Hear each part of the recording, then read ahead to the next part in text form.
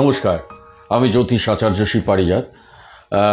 আমি যে গত গত ইয়েতে একটা ভিডিও করেছিলাম 2-3 দিন আগে, সেটা হচ্ছে অক্টোবর মাসের মানে বৃহস্পতির গোচরের ফলে কী কী 12টা রাশির ওপর কী কী ইম্প্যাক্ট পড়ছে। অ্যাকচুয়ালি এই ভিডিওটা আমি 12টা রাশির ওপর মানে আলাদা আলাদা রাশির ওপর করা উচিত ছিল, কিন্তু বিশেষ করে সময়ের অভাবে আমার পক্ষে করা সম্ভব হয়ে ওঠে। কারণ আমি ওটা একটা ভিডিওতেই করেছিলাম যে প্রতিটা রাশি, কিন্তু মেষ রাশির জন্য, কারণ বৃহস্পতি একটা এমন একটা গ্রহ, একটা অসপিশিয়াস প্ল্যানেট, একটা শুভ প্ল্যানেট। সে যখন একটা শক্তিশালী ঘরে ঢুকছে, এক্সল্টেড 18ই অক্টোবর রাত্রি 9:39, তো সেখান থেকে এই জিনিসটা একটা সিচুয়েশান, এইখানে বৃহস্পতির এই ঢোকার পর যে 12টা রাশির উপর যে ইম্প্যাক্ট পড়বে, সেই ইম্প্যাক্টটা কিন্তু একটা মানে অসাধারণ ব্যাপার। তো সেই নিয়ে আমি এই ভিডিওটা আলাদা আলাদা করলে বেটার হতো, কিন্তু এটা করা যায়নি যে কোনো কারণে। তাই আজকে এইখানে আমি যে একটা গণ্ডগোল করেছি, সেটা হচ্ছে তাড়াতাড়ি করবার জন্য আমি তুলা রাশিটা মিস করেছি, এটা ঠিকই।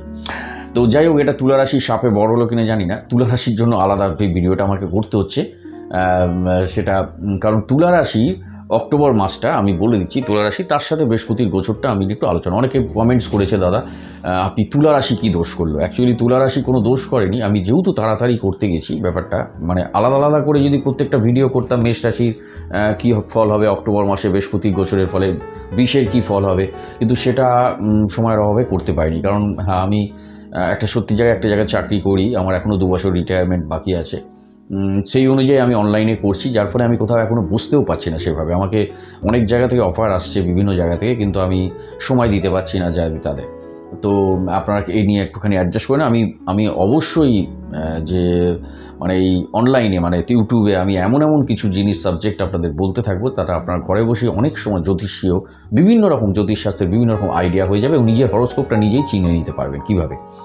তো যাই হোক, আজকে যেটা বলবো যে তুলা রাশি, অনেকে তুলা রাশিরটা কী হবে। দেখুন, তুলা রাশির আমি আসছি। তুলা রাশির মানে প্রেজেন্ট অক্টোবর মাসের শুরুতেই কিন্তু আপনার চন্দ্র, যেহেতু আপনারা এতদিন জেনে নিয়েছেন, সোয়া 2 দিন করে আপনার একটা ঘরে থাকে, তাই মাসের প্রথমেই চন্দ্র ধনুরাশিতে থাকছে, ধনুরাশিতে। তারপরেই তারপরে মকর রাশিতে ঢুকে যাচ্ছে চন্দ্র, দুপুর 2:30 মকর রাশিতে ঢুকে যাচ্ছে চন্দ্র, মানে 1 তারিখে। তো ন্যাচারালি এইখানে যে গোচরটা হচ্ছে, মানে আপাতত তুলা মাসের শুরুতে, মানে আমি বলে নিচ্ছি, শনি বক্রী অবস্থাতেই আছে। আমি তার মধ্যে ওই বৃহস্পতির গোচরটাও বলে দেবো যে 18ই অক্টোবরের পর কী কী এবং কাদের লটারি যোগের কারণ তুলা রাশির কীরকমভাবে আছে সেটা আমি বলে দিচ্ছি। দেখুন, মাসের যা গ্রহ নক্ষত্রের যে অবস্থান, শনি বক্রী অবস্থাতেই মিনে আছে, রাহু তুলা রাশি পঞ্চমে কুম্ভেতে বসে আছে, এবং মঙ্গল বুধ এই মাসের শুরুতেই তুলা রাশির ঘরে নিজেই বসে আছে, মঙ্গলে বুধ। রবি বসে আছে কন্যা রাশির ঘরে, এবং শুক্র এবং কেতু তুলা রাশির একাদশ ঘরে বসে আছে। বৃহস্পতি এখন মিথুনে বসে আছে, এই 18ই অক্টোবরে ঢুকে যাবে কর্কটে। এই হলো ব্যাপার। আর এইবার রবির আপনার ঠিক আপনার 17 তারিখে ও কিন্তু তুলায় প্রবেশ করে যাবে, যেখানে রবি নিচস্থ হচ্ছে, রবি এখন কন্যায় আছে। শুক্র 9 তারিখে কিন্তু সিংহ থেকে কন্যায় এসে যাবে।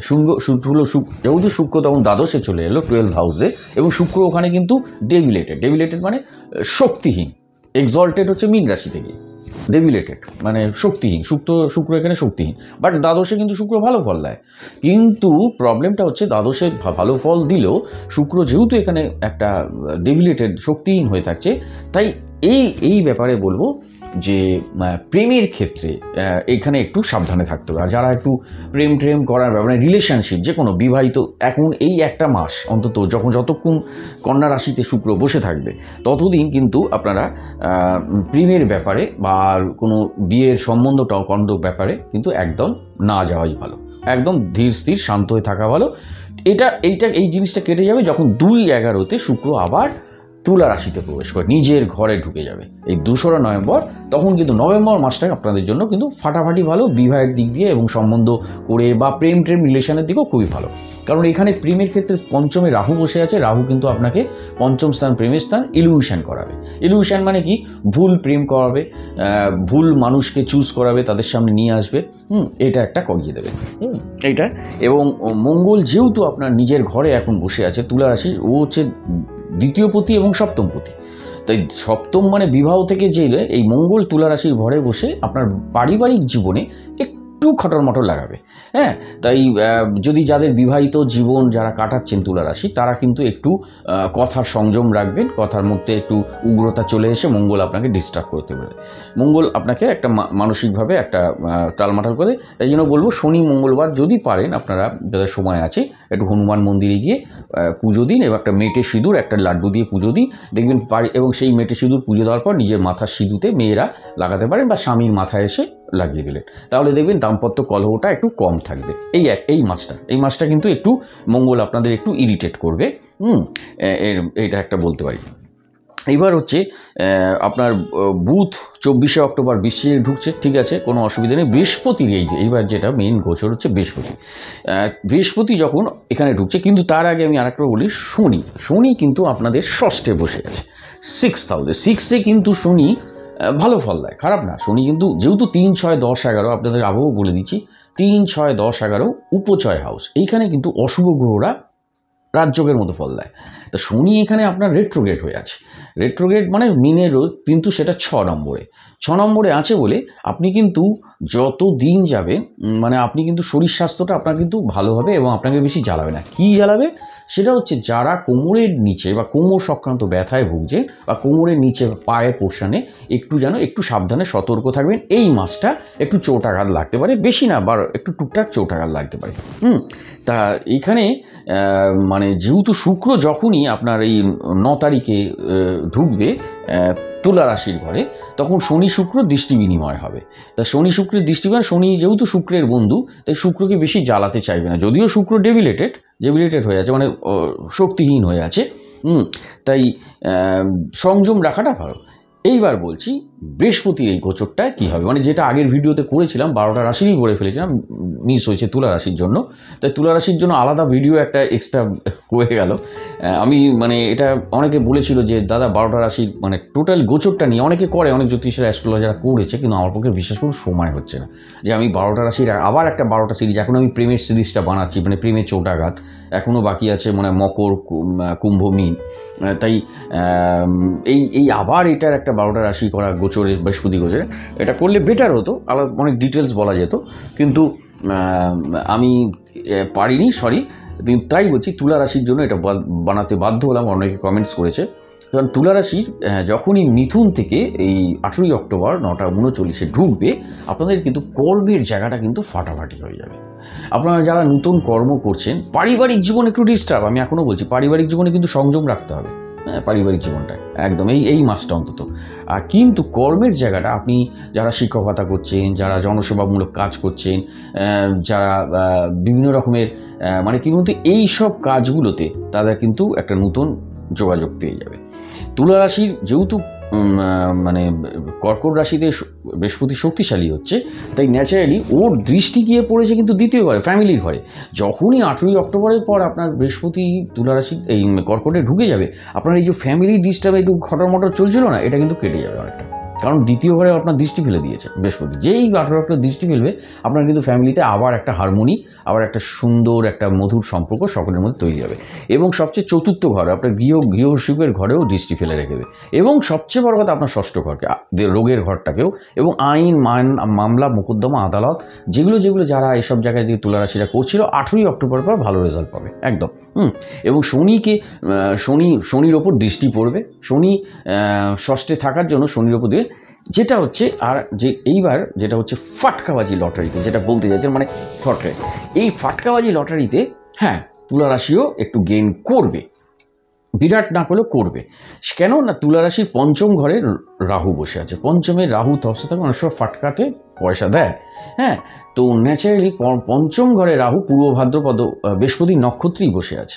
তাহলে বৃহস্পতি নক্ষত্রে বৃহস্পতি যেই ঢুকবে, তো ন্যাচারালি বৃহস্পতি এখানে দশমে ঢুকলো, বৃহস্পতি দ্বিতীয় ঘর ধনের ঘরটাকে দেখছে, ধনের ঘর, হ্যাঁ, মানে আপনার টাকা পয়সা রোজগারের ঘরটাকে দেখছে। ন্যাচারালি অনুমানমূলক কোনো কিছু বা মানে একটা লটারি বা পার এগুলোতে একটু গেইন করবে। আমি বিরাট গেইন বলতে পারছি না, কারণ মূলত বৃহস্পতি আপনার একাদশকে দেখছে না, বৃহস্পতি এমন জায়গায় বসেছে সেখানে আপনার পঞ্চমকেও দেখছে না। পঞ্চমকে যদি বৃহস্পতি দেখতো, মানে রাহুর ওপর দৃষ্টি পড়তো, তাহলে কিন্তু এটা আমি বলতে পারতাম। বৃহস্পতি রাহুর ওপর দৃষ্টি দিচ্ছে না, যেটা কন্যা রাশির ক্ষেত্রে হচ্ছে। কন্যা রাশির ক্ষেত্রে কিন্তু মানে না, যদিও কন্যা রাশির ক্ষেত্রে ষষ্ঠতে দৃষ্টি দিয়ে, সরি, কন্যা রাশিরও হচ্ছে না। তো পঞ্চমে দৃষ্টিটা কিন্তু বৃহস্পতি পড়ছে না, পঞ্চমটা ফাটকাবাজি, তো কিন্তু ধনের ঘরে দৃষ্টি পড়ছে। আপনার একটা অর্থনৈতিক স্টেবল দেবে, মানে আপনি একেবারে অভাবে যাবেন না। যারা তুলা রাশির, যারা সবাই তো আর পয়সাওয়ালা অর্থ নিয়ে বসে ধনী নয়, তাই গরিব যারা তুলা রাশি আছে তাদেরও বলতে পারি যে তাদের অর্থনৈতিক একটা স্টেবিলিটি দেবে। অর্থনৈতিকভাবে যে কোনো কর্ম পেয়ে যেতে পারে, একটা সেই ছোটো কাজ বড় কাজ একটা কর্ম পেয়ে 8ই অক্টোবরের পর তারা কিন্তু ভালো পজিশন। এবার বলবো তুলা রাশির শুভ দিন হচ্ছে কিন্তু শুক্রবার, এবং তুলা রাশির আপনার শুভ সংখ্যা যেটা হচ্ছে, একটা হচ্ছে 7, একটা 4, একটা 13, একটা 22। তাই 7, 4, 4, 13, 22 এই সংখ্যাগুলো হচ্ছে শুভ। এইবার তুলা রাশির যাদের জন্ম ডেট যেটা আছে, যেটা আমি আগের ভিডিওটা দেখে বলেছিলাম যে কীভাবে আপনারা জন্ম তারিখটা নিয়ে বার করবেন, শুভ সংখ্যাটা মানে ভাগ্য সংখ্যাটা আপনার কী বার করবেন, মানে যে এই নাম্বারগুলো 4, 13, 22, 7 এই নাম্বারগুলোতে আপনি আরও 9টা করে যোগ করতে পারেন। মানে কীরকমভাবে, মানে 7কে আপনি 16 করতে পারেন, 6 1 7, 25 করতে পারেন, 5 2 7, 34 করতে পারেন, 3 4 7, এরকমভাবে 43, 52 সব 7, দেখুন 61 এরকমভাবে। তেমনি 4, 13, 22ও ওই ঠিক 22-এর পর 31, 3 1 4, 31 পর 40, 4, 49, 9 4 4, 58, 5 8 13, 58 5 8 13, সেটাও 4ই আসছে। তো এইভাবে 58 পর আপনার তোমার 67, 6 আর 7 13, সেটাও 4 আসছে। এইরকমভাবে 76, 7 6। এই যে মিডিলগুলো, যারা লটারি কাটার একটা প্যাশান আছে, একটু আবেগ আছে, মানে লটারিতে আমি লাইফ চেঞ্জিং হতে পারে, যেটা আগে বলেছিলাম যে 5টা রাশি, সেই 7টা রাশি, কিন্তু তুলা রাশি লাইফ চেঞ্জিং এমন না লাগলেও কিছু পাওয়ার যোগ আছে 8ই অক্টোবরের পর, এটা বলতে পারি। কারণ যেহেতু তুলা রাশির রাহু পঞ্চমে বসে আছে, রাহু পঞ্চমে বসে এবং সেটা তুলা রাশিকেও দেখছে। তুলা রাশিকে দেখা মানে, এবং তুলা রাশিকে দেখছে, তুলা রাশির একাদশ ঘরকেও দেখছে। তাই রাহুর একটা পজিটিভ দিক আছে, কারণ শুক্রের বন্ধু কিন্তু রাহু, শুক্রের বন্ধু কিন্তু শনি, শুক্রের বন্ধু বৃহস্পতি নয়, বৃহস্পতি কিন্তু নিরপেক্ষ, দুজনে এরা কিন্তু নিউট্রাল একে অপরের কাছে। হ্যাঁ, সুতরাং শুক্রের বন্ধু রাহু, শনি, বুধ, এরা কিন্তু শুক্রের বন্ধু, এরা তাই ন্যাচারালি রাহু এই মানে এই জায়গাগুলোকে রাহু কিন্তু আপনার তুলা রাশিকে, লগ্নকে দেখছে, উইথ একাদশকে দেখছে, উইথ দশমকেও দেখছে, এই নবমকেও দেখছে, ভাগ্যস্থানকে। তাই রাহুর একটা চমক কিন্তু যদি হয়ে যায়, তাহলে কিন্তু রাহু যেহেতু পূর্ব ভাদ্রপদ বৃহস্পতি নক্ষত্রেই বসে আছে, তাই বৃহস্পতি যখন উচ্চস্থ হয়ে বসে আছে, বৃহস্পতি তো অর্থের কারক, ধনের কারক, সে আপনার দৃষ্টি দেবে দ্বিতীয় ঘরের ওপর। তো ন্যাচারালি এই জায়গাগুলোকেই কাটতে পারে। এইবার বলবো কীভাবে আপনি ভাগ্যাঙ্ক সংখ্যাটা বার করছেন, মানে আগের যেগুলো বলেছিলাম। সাপোজ আপনার জন্ম তারিখ মনে করুন, একটা উদাহরণ দিই, তাহলে বুঝতে পারবেন কীভাবে আপনারা ভাগ্যাঙ্ক মানে ভাগ্য সংখ্যাটা বার করবেন আপনার জন্ম তারিখ থেকে। সেটা হচ্ছে সাপোজ আপনার জন্ম মনে করুন 6-3-1997, ওকে, তাহলে 6-3-1997 হচ্ছে, তাহলে 6 + 3 + 1 + 9, 1997 +9 +7, তাহলে টোটাল সংখ্যাটা কিন্তু দাঁড়ালো, দেখবেন যোগ করলে 35, অ্যাড করলে তাহলে 35 হচ্ছে 3 আর 5 8, তাহলে ভাগ্য সংখ্যা কিন্তু আপনার 8, ভাগ্য সংখ্যা 8 বেরিয়েছে। এইবার আপনারা কীভাবে খেলবেন, এভাবে খেলা হচ্ছে, যেহেতু আমি বলেছি আপনার তুলা রাশির শুভ দিন হচ্ছে শুক্রবার, এবং তুলা রাশির 7, 4, 13, 22 হচ্ছে শুভ সংখ্যা, বা এরকম কিউমিলিটিভ বিষয় যেটা 9 করে ভাগ করে দিন না, চলে যাবে, মিডিলগুলো পেয়ে যাবে। তাহলে মনে করুন সাপোজ আপনার 7, দেখবেন যারা লটারি টিকিট কাটে বা যাতে তাদের 5টা করে ডিজিট হয়, 5টা সংখ্যা হয়, তাহলে 7 ব্যাকে মনে করুন 7 আপনার একটা ব্যাক পেয়েছে, যেহেতু 7 আর আপনার 4 তারপরে 13, 22 এগুলো হচ্ছে আপনার শুভ সংখ্যা, শুভ সংখ্যা। তাহলে এইখানে মনে করুন 7 ব্যাক পেয়েছেন, 13 হয়েছে আপনার মিডিল। তাহলে আমি জন্মকালীন কীভাবে পেলাবেন? তাহলে 80 ঘর খেলতে হবে। এই যে বলছে 5, 3, 8 80 ঘর, লাস্টে গিয়ে আপনার ভাগ্য সংখ্যাটাই 6, 3, 1997 যেটা দাঁড়ালো, সেটা হচ্ছে ভাগ্য সংখ্যা, কিন্তু ভাগ্যাঙ্ক হচ্ছে 8 নম্বর ঘর। আর 6ও আপনার শুভ, মানে 6 যেহেতু আপনার জন্ম তারিখ, হ্যাঁ। তাহলে নয় 80 ঘর খেলবেন, 80 ঘর তো খেলবেনই, উইথ 6 থাকলেও ক্ষতি নেই, ব্যাপারটা এরকম। মানে 6 মাঝখানে যদি মনে করুন এখানে ওই এমন কিছু পেলেন যে 7-এ 13 তো 7 মনে করুন 7 ব্যাক 13 আছে। এবার 80 ঘরে কি করে আপনার ওই 8টা বেরোবে? আপনি দেখুন 80 ঘরে 87 নম্বরটা কিন্তু আপনার টার্গেট। তো যদি এই মিডিলটা হয় 7 মিডিল 13 এবং 8, 8, 7, তাহলে কী হলো? 7 আর 1 8, 3 11, 8 19 আর 7 26, 26টা কিন্তু 6, 2, 8। ওকে, এইভাবে একটা লটারির নাম্বার ভাগ্য অঙ্ক বার করতে, তাতে আপনার বেশিও খেলতে হলো না, অনেক বিরাট স্প্যান। আপনি গিয়ে দোকানে গিয়ে বললেন যে আপনি যদি একটা ঘর না দিতে চায় 30 টাকা, 86, 87টা নিয়ে একটু জুড়ে দিলে দেখবেন 60 টাকা নিয়ে নেবে, বা 30 টাকা যদি দিয়ে দেয়, খোলা আছে বিকবে। এইভাবে আপনি ভাগ্য সংখ্যা যেহেতু 8 আপনার, এইভাবে বার করবে। ঠিক আছে, আজ এই পর্যন্ত। নেক্সট আবার চোখ রাখুন। তোমার তুলা রাশি নিয়ে অনেকে কোপ করেছিল যে তুলা রাশিটা মিস হয়েছে। হ্যাঁ, সরি, আমি এটা আবার ক্ষমা চেয়ে নিচ্ছি, মিস হয়েছে, এটা ঠিকই।